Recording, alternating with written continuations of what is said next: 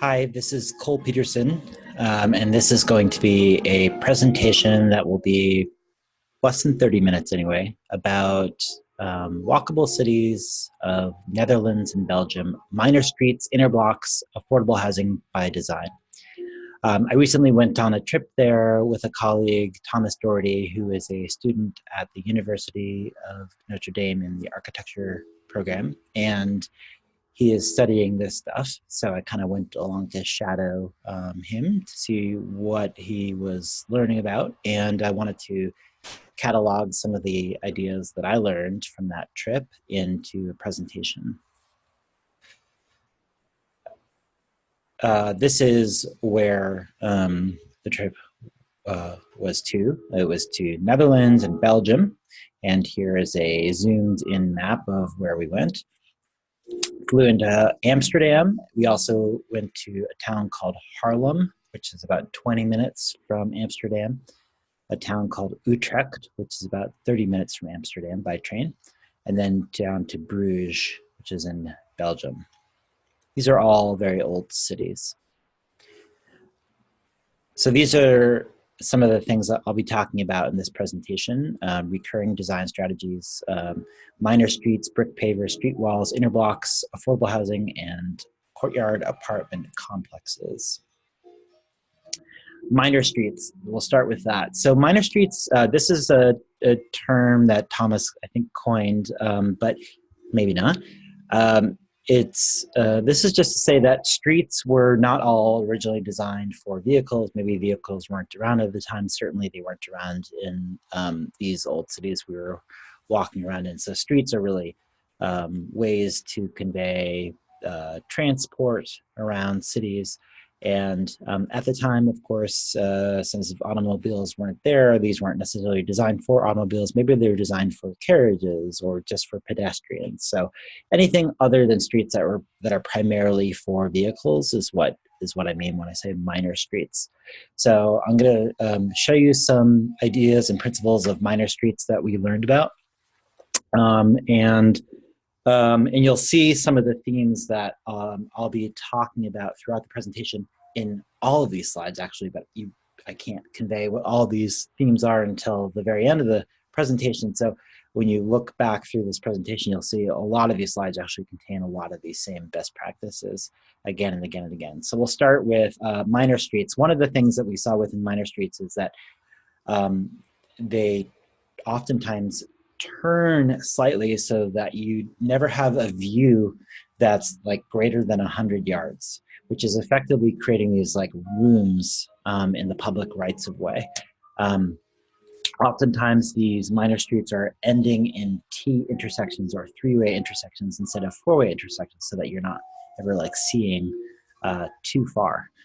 So those are some interesting features. It kind of gives you a sense of movement as you're walking down these minor streets. You're never looking into these vast, long distances. You're just seeing like 100 yards ahead. So I don't know, it kind of makes it more exciting because every time you're moving forward, you're getting a whole new vantage of things. So here's some images of that in effect. In this case, you have a straight view going down this road, but there's this greenery kind of obstructing the view so that you don't really have the sense of this long street that is tiresome to get to the end. Rather, you're just walking another 20 feet.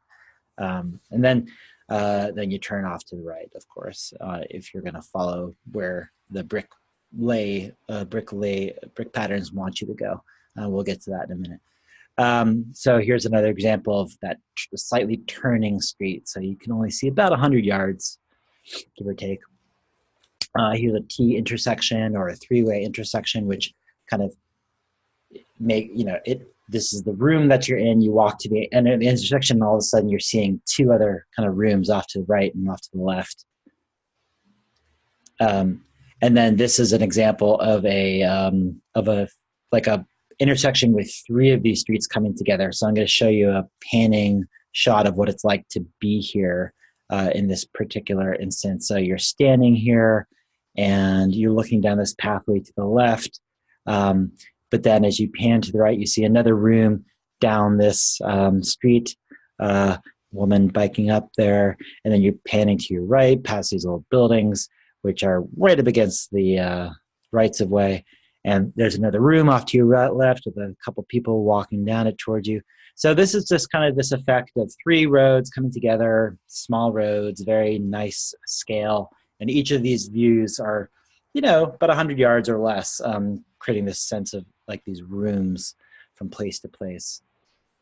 What we noticed about the scale of the streets is that a lot of the streets were about 18 to 22 feet wide. Now, this is like half the length or half the width of streets that we're accustomed to in the United States, or even less, perhaps.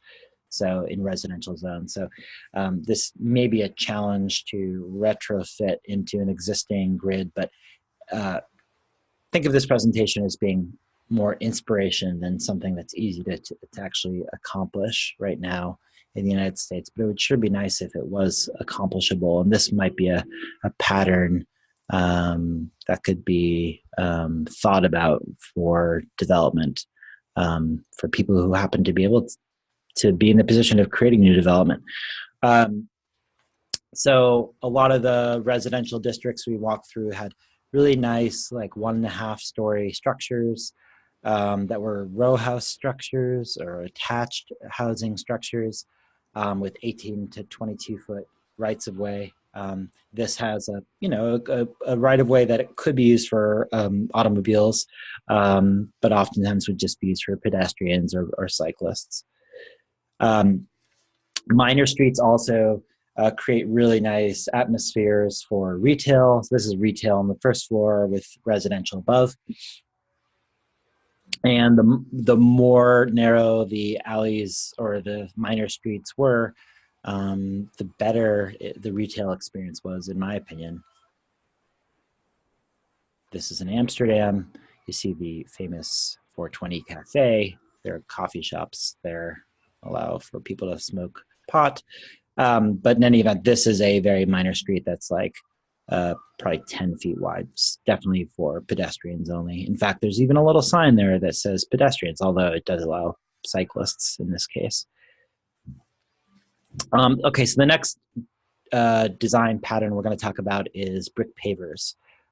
So brick pavers were used everywhere on these minor streets. They help define spaces and define rights of way. They provide visual interest as you're walking around it. They feel better on your feet. I can't quite articulate why, but there's just something really like, it's more interesting to walk down this space, and maybe they're softer, I don't know, but it just feels nice to walk on them. And there's also localized brick styles and materials used in different parts, different cities that we went to.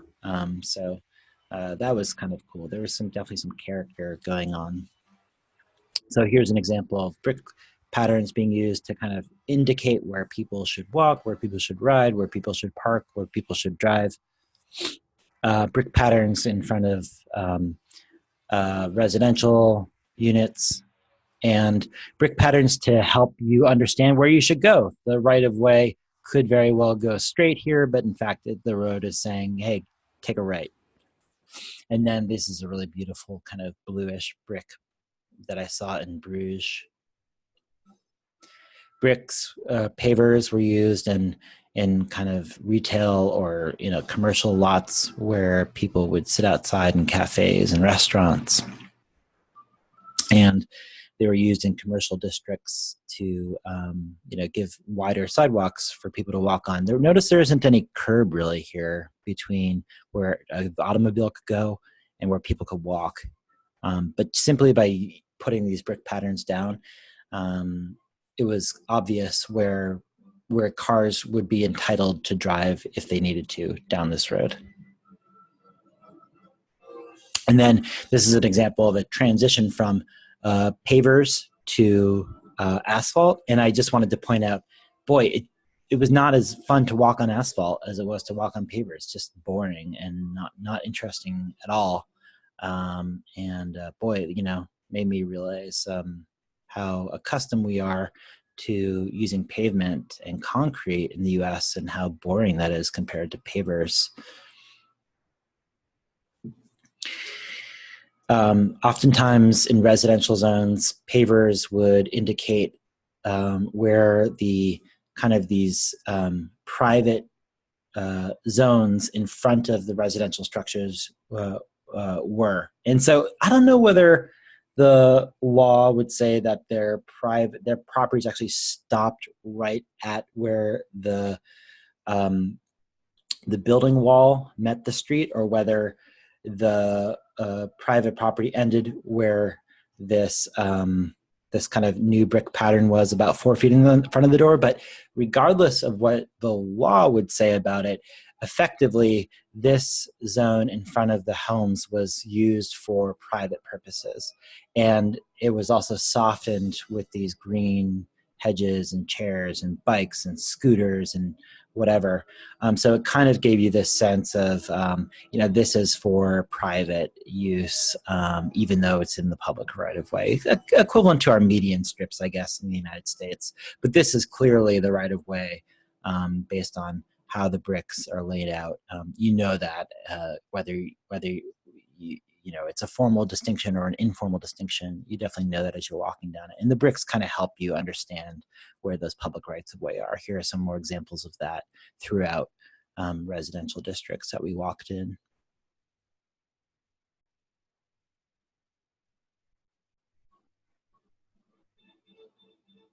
So in this case, they had like a 3-foot kind of private use zone, maybe a 10-foot wide strip that would be like the public right of way, and another 3-foot strip. So this would be like a 16-foot wide street. And here the private zone is really just like 1.5 feet, 2 feet wide. So, but this is a dead end, so to speak, definitely just for pedestrians. Here's another very narrow street, probably, I'm going to guess 14 feet wide. And I should just say, in this case, like the bricks, this is really just, this is the street right here. It's only like 3 feet wide for pedestrians.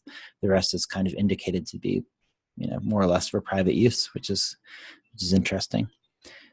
Here's another example.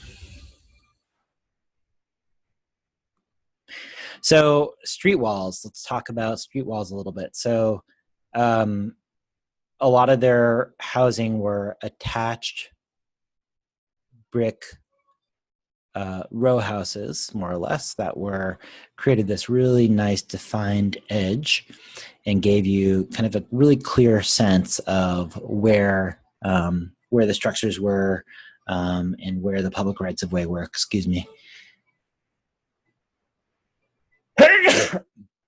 So in this case, you have this this corridor that's used for private use, and then this really clear area of where the public rights of way, where this little brick wall. When you're walking down it, you might look at this building up ahead. You might look down off to the left into the greenery. You might look down at the private stuff going, private zone right in front of the homes, or you might look up at this 1.5 story structure. And this is a good example of a street wall. Here's a bad example of a street wall where you can't really tell where the street wall, where you're supposed to be looking. It's just kind of like, it's not really clear. And I'm going to show you why. So here you have this kind of somewhat transparent edge. By the way, over here is like a kindergarten playground or something. So you see this kind of like fuzzy edge that you're not really sure if this is the edge of the street, because it's not a defined edge. Here you see a 2-foot brick wall, sure, but then it goes back, and then there's like some other pavers back here.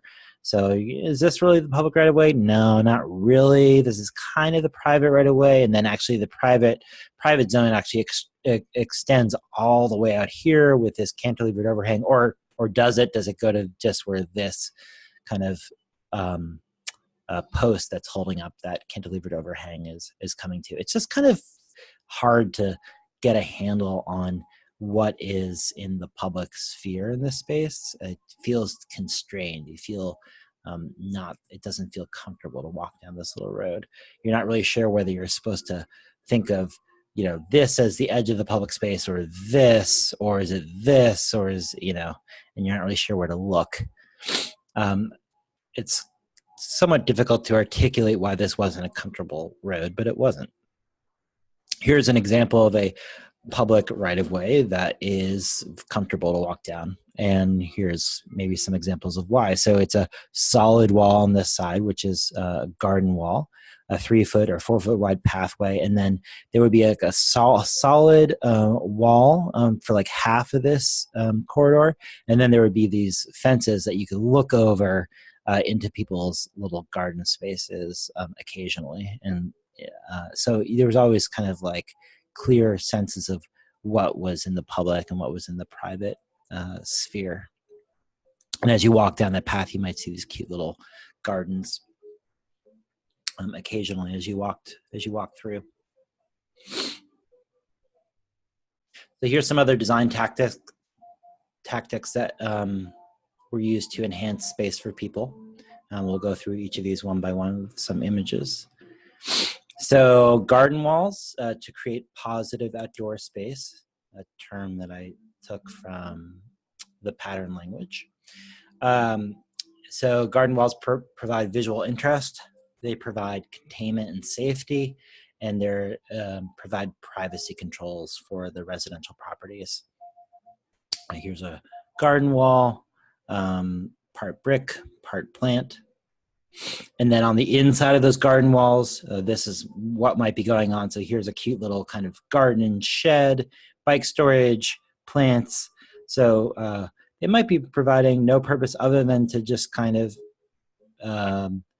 differentiate where the public space is ends and where the private space begins. Arches were used in some cases, and arches have this great quality of beckoning you into this new space.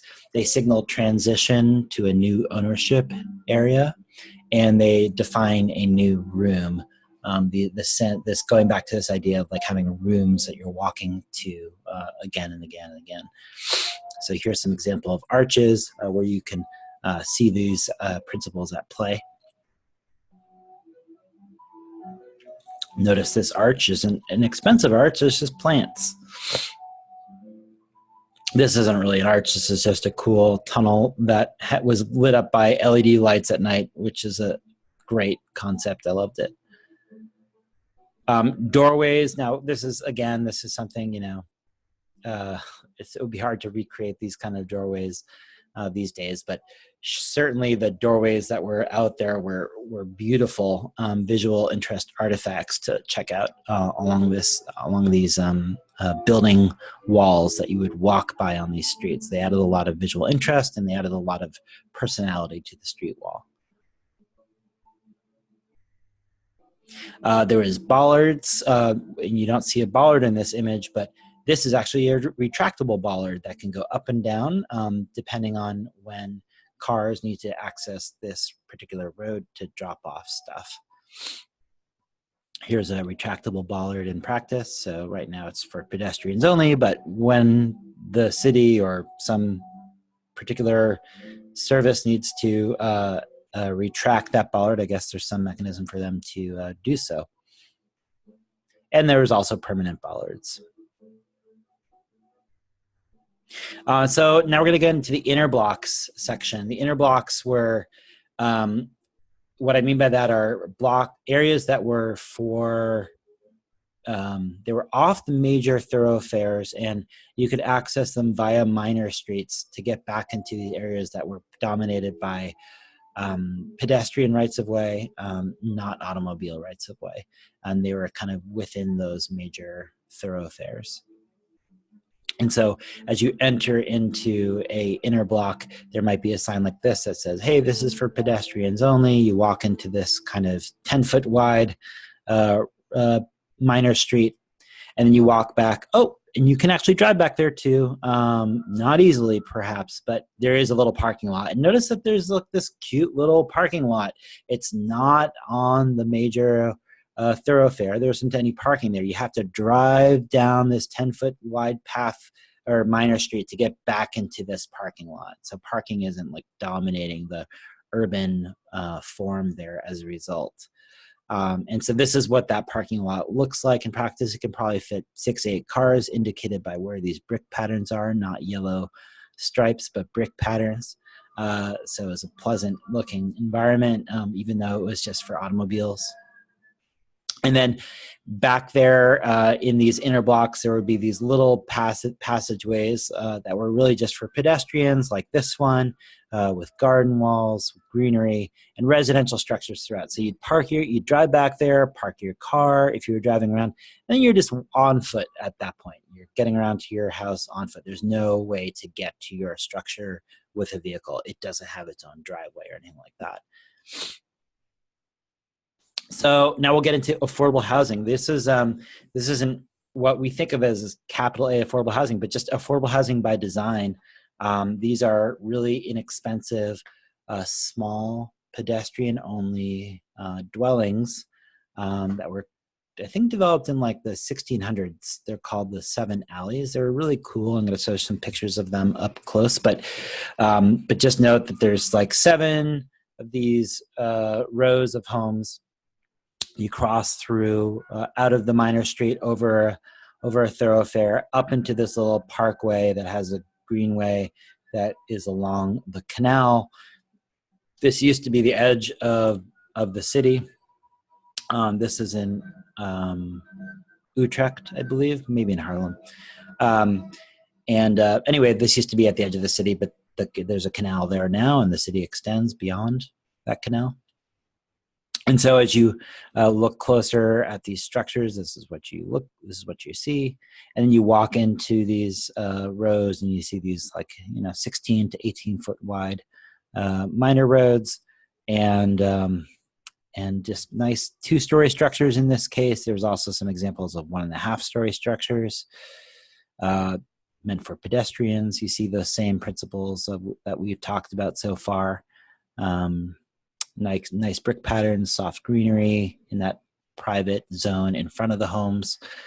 Now we'll go into courtyard apartments, some of which were called Godshausen and some of which were called Hofstja, whatever.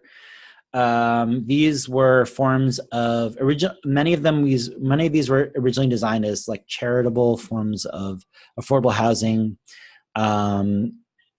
targeted to poor people or widows or elderly people, and they were generally maintained by a charity and generally developed as part of a church system, but maybe perhaps later adapted by the local city or government.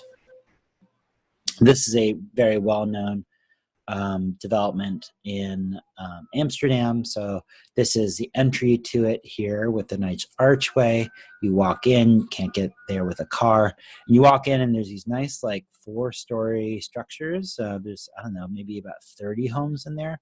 There's a green space in the middle. And then another vantage of that same development with a church in there. Which kind of shows that legacy of them being quasi-religious developments. And this is another example of like a 1.5-story development, Hofstja, with a church here. I think the pastor of the church lived in one of these units, and then the rest was just kind of affordable housing development, again, for pedestrians only. Another one that has just 5 units in it. This one didn't have a church associated with it. It was just a little courtyard apartment complex, really charming. This is the entry into that apartment complex, which is just, obviously only for people. You can't get in there with a car, and you come in off of a minor road back that way. This is a 7-unit Hofstja, and this is the entry to it right here. This is another complex with a little bit more architectural detail to the structures. Each of these structures almost was detached, but they were attached with garden walls. And there was about 12 of them in this case. Nice greenery in the middle that gives a sense of privacy to each of these units, so they're not really looking across at one another. A lot of the a lot of the complexes had kind of central features like this water pump, for example, or water well. Here's another attractive development that we saw in Bruges. And another one. This is, I think this is in Amsterdam. Can't remember. But this is just a market rate courtyard apartment complex. It wasn't developed for religious purposes. But again, you'd enter in this area and you walk in. There's about 7 units in here for pedestrians only and bicycles. So that pretty much wraps up the presentation. I did want to say that even in the Netherlands, despite the fact that we think of them as being like a pretty progressive culture in terms of transportation, they have parking problems too. Look at this madness here. Parking problems, hello. So much parking going on here. Double-decker parking, this is what it looks like up close. This is near a university. And just imagine if you were here and you couldn't find a parking spot. This woman was in this situation. She approached a parking area and could not find a parking space for at least 10 seconds until that guy unloaded his bike from the second story. Clearly, she is pissed off. She couldn't find her parking spot. So anyway, just a little tongue-in-cheek joke. That ends the presentation. Thanks so much for hanging out. I hope you enjoyed it.